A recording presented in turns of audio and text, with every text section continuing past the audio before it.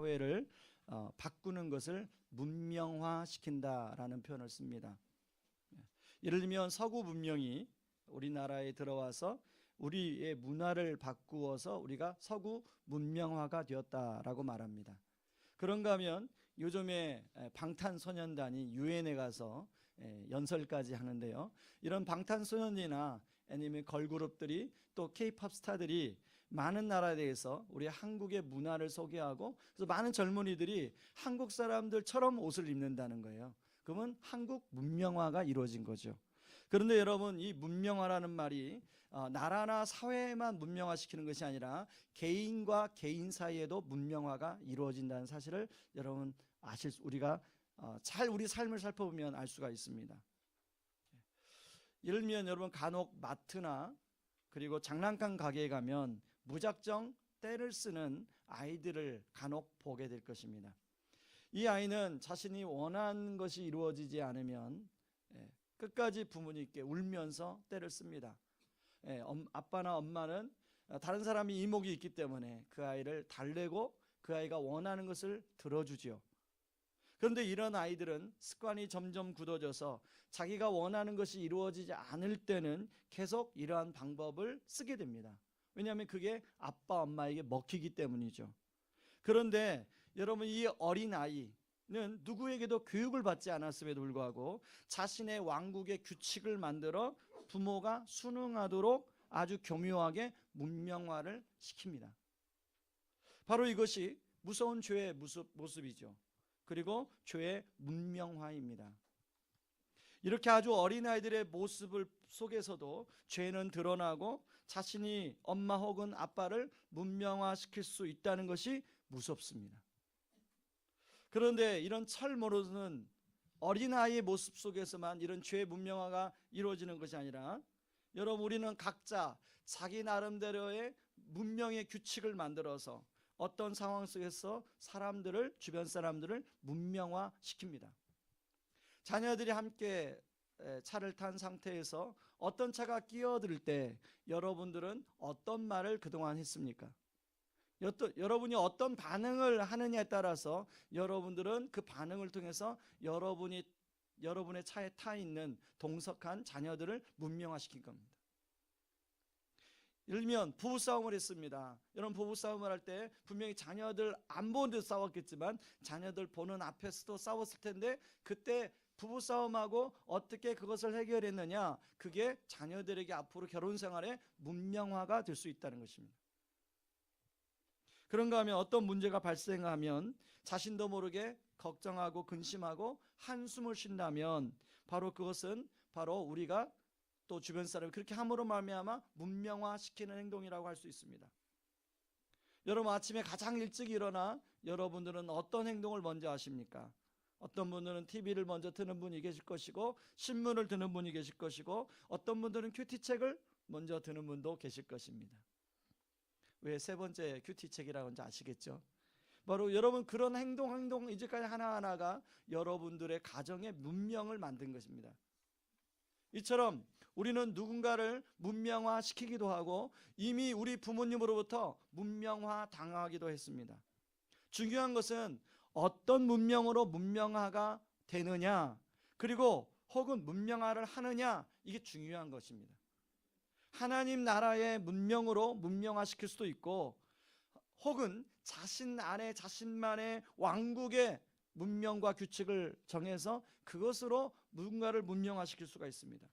여러분, 오늘 우리가 이미 살펴본 대로 로마서는 이미 예수를 믿는 사람들에게, 성도들에게 쓰여진 성경입니다. 1절에 보면 바울이 뭐라고 하냐면 죄에 거하겠느냐, 그리고 2절에도 어찌 그 가운데 더 살리요.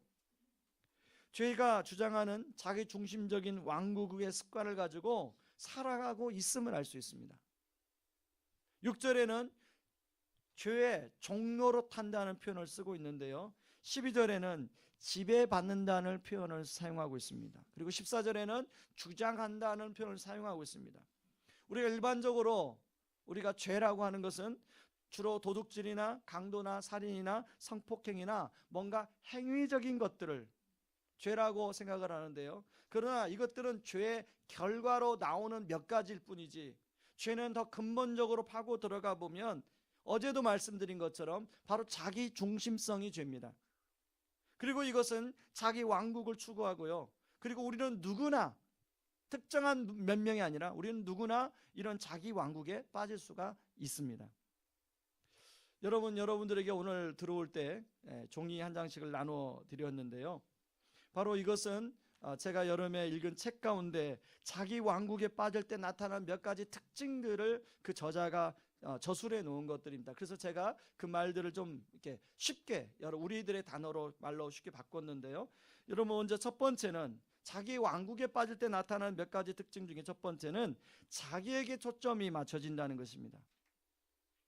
표면적으로는 하나님의 뜻을 구한다고 하지만 언제나 자신에게 무엇이 유리하고 유익한가로 결정하고 행동합니다. 일을 할 때도 그렇고 사역을 할 때도 그렇고 하나님이 얼마나 기뻐하시는가 보다 나에게 얼마나 의미가 있고 나에게 유익한가를 더 중요하게 생각합니다. 그런가 하면 두 번째, 자기의입니다. 두 번째로 나타나는 특징인데요. 주님의 은혜의 정체성을 두지 아니하고 자신이 행한 행위, 도덕, 업적의 정체성을 두려고 합니다. 자신이 생각할 때는 굉장히 괜찮은 사람이라고 생각이 강하기 때문에 자신이 죄인이라는 사실을 전혀 인식하고 깨닫지 못합니다. 그러다 보니까 자신의 죄는 잘 보지 못하지만 다른 사람의 죄는 굉장히 크게 인식합니다.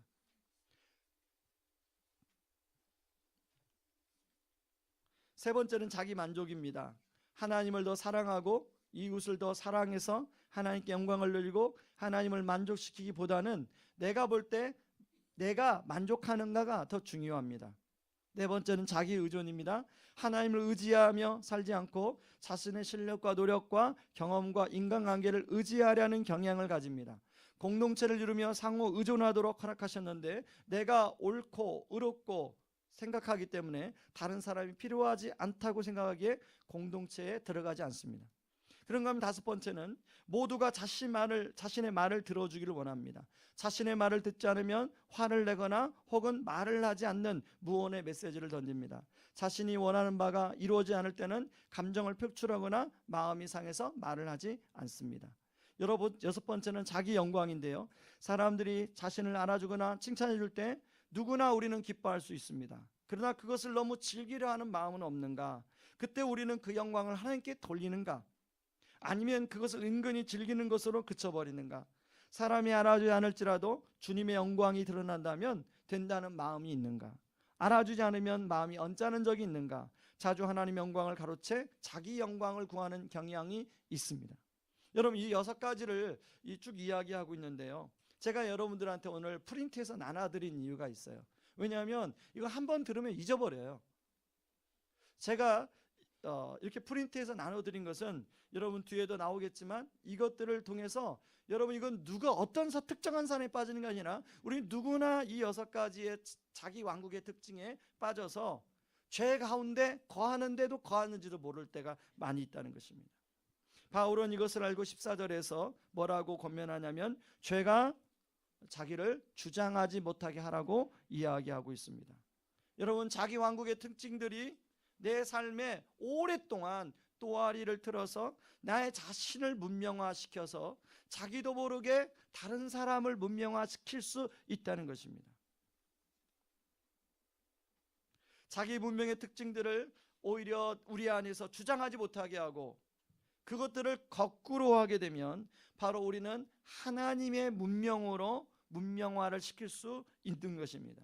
그렇다면 이런 죄의 문명화로부터 어떻게 자신을 지킬 수 있는가 하는 것을 좀 살펴볼 텐데요. 첫 번째는 여러분, 죄의 문명화와 온몸으로 싸워주신 분이 있다는 것입니다. 여러분, 죄와 싸워서 이길 수 있는 사람은 한 사람도 없습니다. 왜냐하면 죄의 유전자는 어제도 말씀드린 것처럼 바로 자기 중심성이기 때문에 그렇습니다. 그럴듯하게 포장을 해서 사단은 우리에게 속삭이듯 이야기합니다. 예를 들면 아담과 하와를 한번 예를 들어볼까요? 선악과를 먹으면 너의 눈이 밝아질 거야. 그리고 네가 굳이 하나님 말씀에 순종 안 하고 하나님 눈치 안 봐도 괜찮아. 저것만 따먹으면 돼. 너도 하나님처럼 될 수 있어.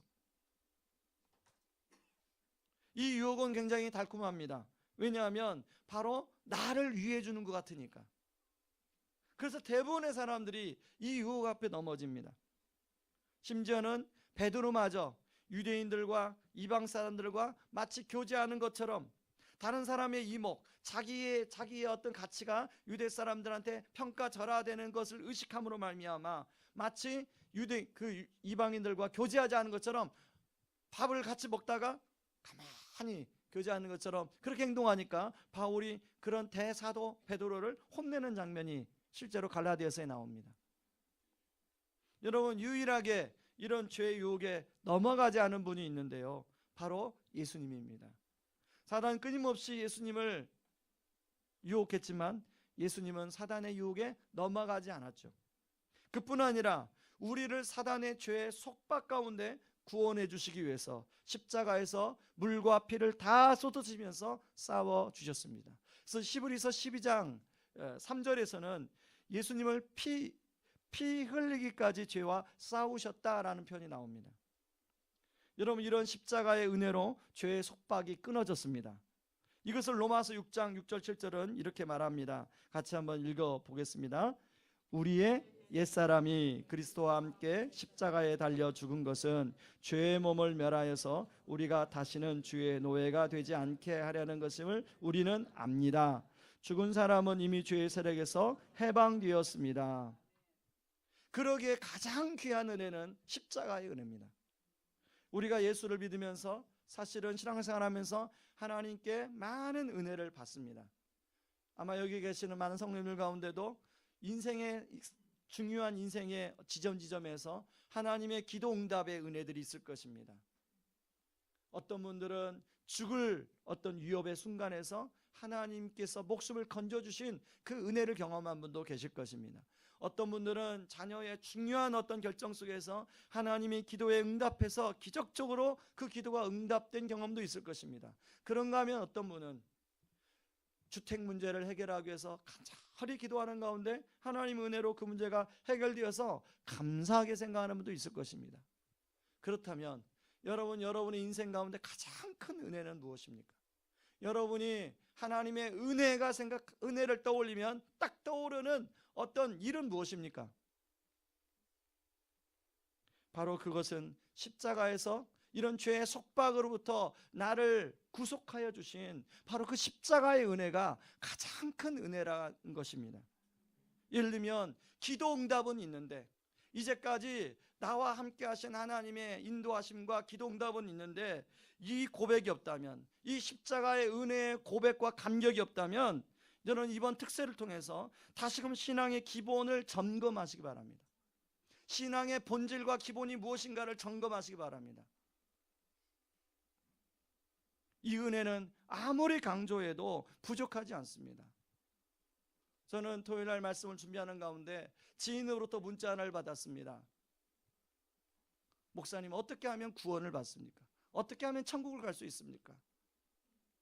제가 주일날 또 특세에 대한 부담이 있어서 간단하게, 혹시 제가 지금은 다 자세하게 답변할 수 없지만 무슨 이유 때문에 이런 문자를 보내셨는지 저에게 좀 상세하게 카톡을 보내주시면 제가 좀 주일 끝나고 좀 시간이 여유로울 때 답변을 보내드리겠습니다. 그랬더니 그분한테 제가 자기 삶이 지금 너무 힘들다는 거예요. 그런데 천국까지 못 가면 너무 괴로울 것 같다는 거예요. 그분은요, 신앙생활 오래 하신 분이에요. 여러분, 우리가 가장 붙들어야 할 은혜, 무슨 은혜입니까? 십자가의 은혜예요. 그런데 이 십자가의 은혜가 머릿속으로만 남아있는 분이 있다면 다시금 신앙의 기본과 본질을 점검해야 돼요. 이 십자가의 은혜가 여러분이 회사에서 진급하여서 하나님이 기도 응답을 해서 그것이 은혜일 수 있습니다. 그러나 그것보다 더 중요한 은혜는 십자가의 은혜예요. 이 은혜와 감격이 여러분의 가슴에 그것이 사무치지 않으면 여러분 이번 특세를 통해서 그것만 구해도 충분하다고 생각합니다. 저는 우리 교회 성도님들이 그 지인이 보낸 문자처럼 더 이상 그런 문자를 보내지 않길 바랍니다. 이 은혜는 그래서 날마다 우리 삶에서 기억되어져야 됩니다. 그리고 이 은혜가 우리 모든 신앙생활에, 아니 삶의 동력과 동기가 되어야 됩니다. 여러분, 우리가 주일날 곱게 옷을 차려입고 왜 예배에 오십니까? 여러분, 주일날 맡은 봉사를 왜 봉사하십니까? 여러분이 그 애써 한 달 동안 수고해서 번 그 물질을 왜 떼어서 하나님께 헌금합니까? 여러분이 다락방에는 왜 나가십니까? 여러분이 오늘 하루를 시작해서 직장에는 왜 나가십니까? 여러분의 여러분의 삶의 동기는 무엇입니까? 그 동기가 무엇인가를 질문하셔야 돼요. 그것이 예를 들어서 한 달에 27일 날 나에게 주는, 교회사로부터 주는 월급 때문에 일을 한다면 여러분의 근본 동기를 점검하셔야 돼요. 십자가의 은혜입니다. 주님이 우리를 죄의 속박에서 구원해 주시고 더 이상 자기 왕국 가운데 매이지 아니하고 하나님의 자녀로 살게 하신 하나님의 은혜예요. 그것이 우리 안에 머리끝부터 발끝까지 덮어야 돼요.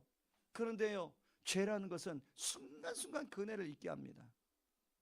그래서 자꾸만 우리의 공로, 우리의 어떤 행위를 가지고, 우리가 업적을 가지고, 그리고 누군가로부터 받는 칭찬과 인정을 가지고 동기로 삼을 때가 우리가 얼마나 많습니까?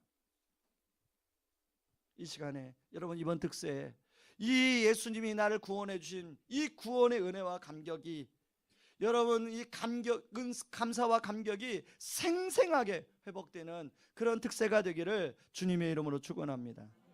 그런가 하면 두 번째는, 여러분 우리가 그분을 의지해서 싸워야 됩니다. 우리 마음에 붙들고 있는 작은 왕국의 권세는 무너졌습니다. 그러나 작은 왕국의 이 생각의 파편들, 그 욕망들은 여전히 우리 안에 남아 있습니다. 사단은 끊임없이 우리를 속여서 우리를 자신의 작은 왕국으로 들어올 수 있도록 유혹합니다.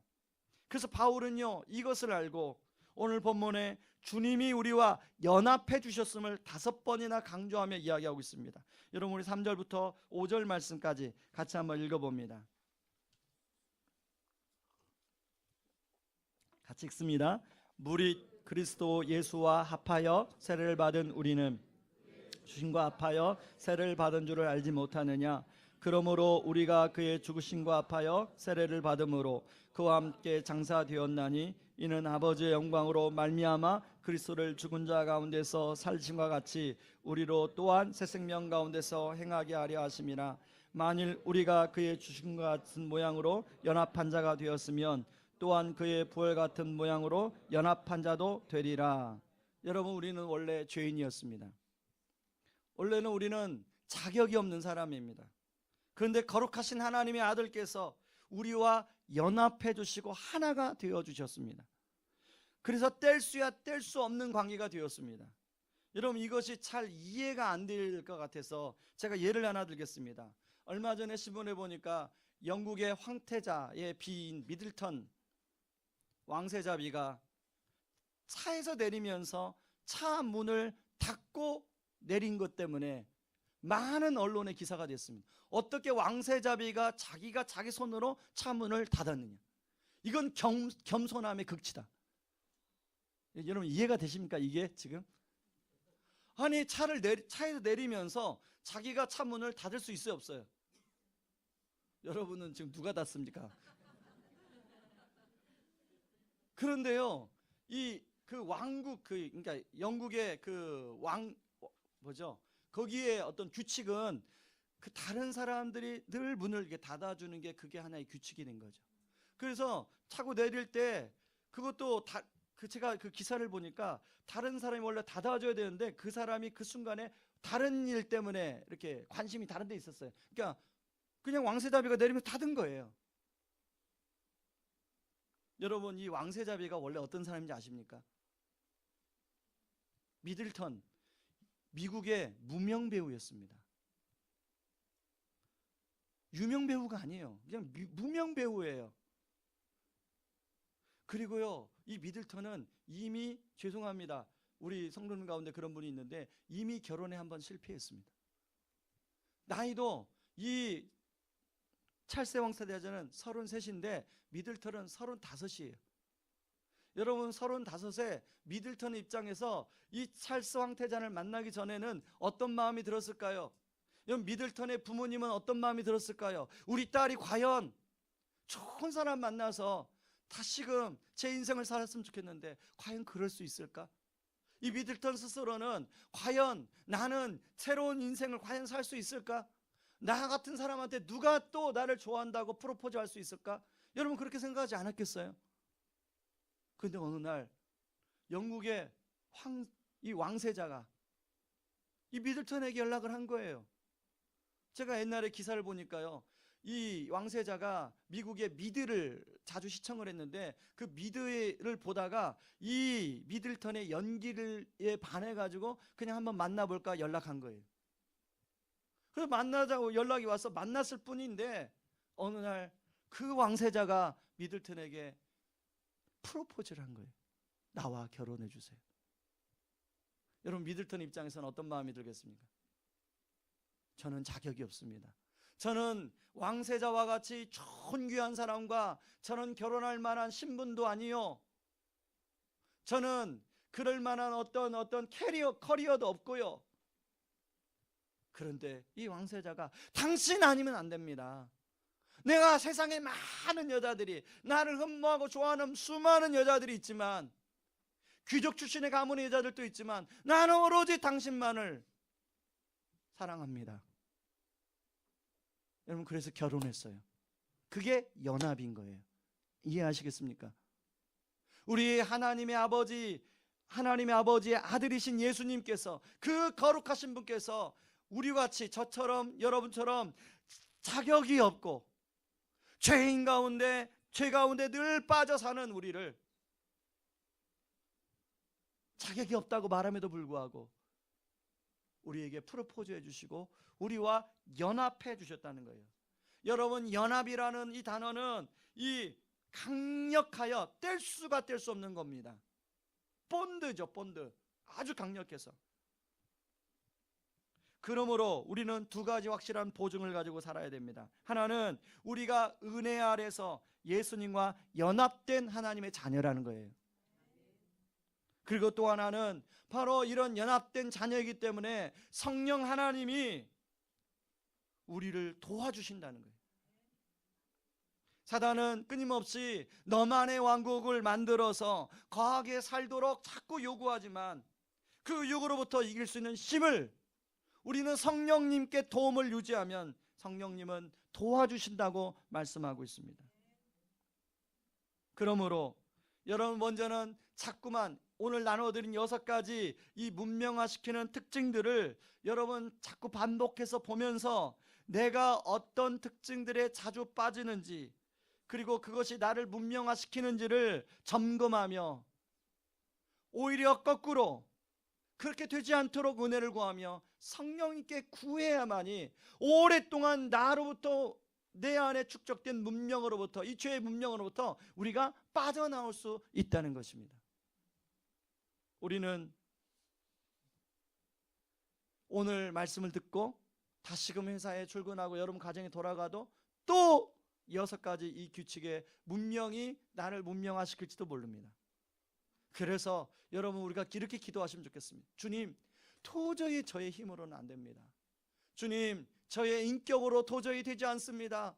하나님, 제 힘으로 되지 않습니다. 그래서 주여 은혜가 필요합니다. 주님 도와주십시오 라고 기도하는 이 새벽이 되길 바랍니다. 같이 이 시간에 찬양하고 기도할 때요, 제가 여러분들한테 양해를 구하겠습니다. 제가 기도회는 우리 이용 목사님이 훨씬 기도 인도를 잘해서, 그리고 사실은 제가 발목이 좋지 않아서 이제 일주일 동안 특세를 인도하려면 기도회는 제가 이용 목사님한테 좀 부탁을 드렸습니다. 우리 찬양하겠습니다. 원하고 바라고 기도합니다.